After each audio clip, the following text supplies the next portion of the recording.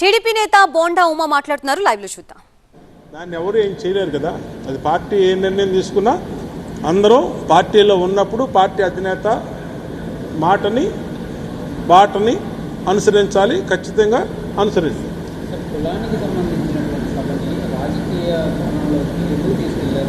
ఎవరు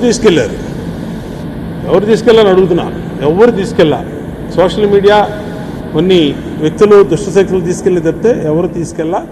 కాబట్టి అన్ని అవాస్తవాలు వక్రీకరించారనేది నేను అదే చెప్తా ఉన్నా. ఆ వక్రీకరణలో జరిగిన భాగంలో జరిగిన తప్పితే ఇది రాజకీయాలకి ఇంకో దానికి సంబంధం లేదు. ఓకే, థ్యాంక్ యూ అండి.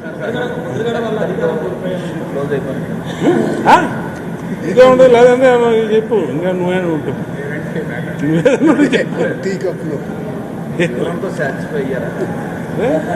ఏం లేదు, అడుగు నువ్వు పని.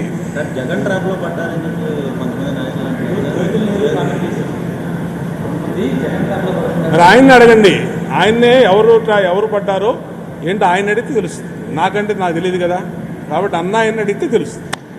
ఇప్పుడు వెళ్ళి అడిగితే బాగుంటుంది. రైట్. పార్టీ వివరణ అడిగింది. ఇవాళ వచ్చాం పార్టీ ఆఫీస్లో. శ్రీనివాస్ గారి పల్లా అధ్యక్షులకి, మంత్రి గారికి ఎవరైతే చంద్రబాబు నాయుడు గారి ఆదేశాల మేరకు వాళ్ళిద్దరిని కమిటీగా వేశారో వాళ్ళిద్దరితో మాట్లాడాం. పూర్తిగా అన్ని విషయాలు కూలంకుషంగా చర్చించాం. ఇది జరిగిన విషయాన్ని వక్రీకరించడం వల్ల కోఆర్డినేషన్ ప్రాబ్లం తప్పితే ఎవరు ఎక్కడ ఇది చేయలేదు. నేను అందులో ఎప్పుడూ తప్పు చేయలేదు. పార్టీ లైన్ దాటే ప్రసక్తి లేదు. దీన్ని స్పష్టంగా కమిటీకి చెప్పడం జరిగింది. ఇప్పుడు కోఆర్డినేషన్ అంటే ఏ విధంగా భవిష్యత్తులో కూడా మళ్ళా ఇలాంటి సంఘటనలు వైసీపీ ఉన్నటువంటి నాయకులు ఉన్నటువంటి మీటింగులకి ఏదైతే పార్టీ స్పష్టమైన ఆదేశాలు ఇప్పుడు వచ్చినాయో దాన్ని ఇలాంటి సంఘటనలు పునరావృతం కాకుండా కూడా చూసుకుంటామని చెప్పి స్పష్టంగా పల్లా శ్రీను గారికి, రామానాయుడు గారికి చెప్పడం జరిగింది.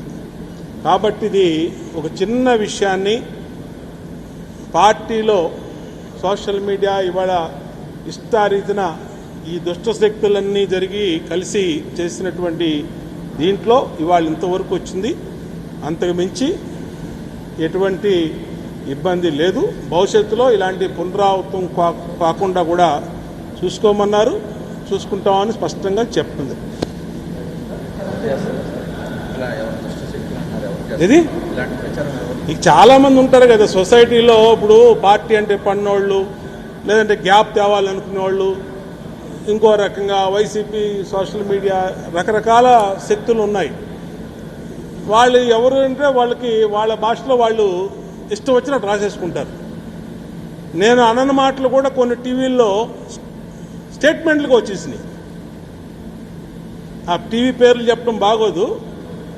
నేను ఆ రోజు ఉదయం 10 గంటలకు గుంటూరు వెళ్ళా, 12కి 11కి గుంటూరు వెళ్ళా, 12కి బయలుదేరి బయటకు వచ్చా. మళ్ళీ తర్వాత నిన్న సాయంత్రం పాదయాత్ర డోర్ టు డోర్ స్టార్ట్ అయినప్పుడు మాత్రమే మీడియాతో మాట్లాడా. మరి ఈ మధ్యలో స్టేట్మెంట్లన్నీ ఎవరిచ్చారు? నేను మాట్లాడకుండా, నేనేమి చెప్పకుండా ఎవరిచ్చారు ఈ స్టేట్మెంట్లు? ఎవరికి తెలియదు. కాబట్టి అంటే ఎంత ఫాస్ట్ అయిపోయారంటే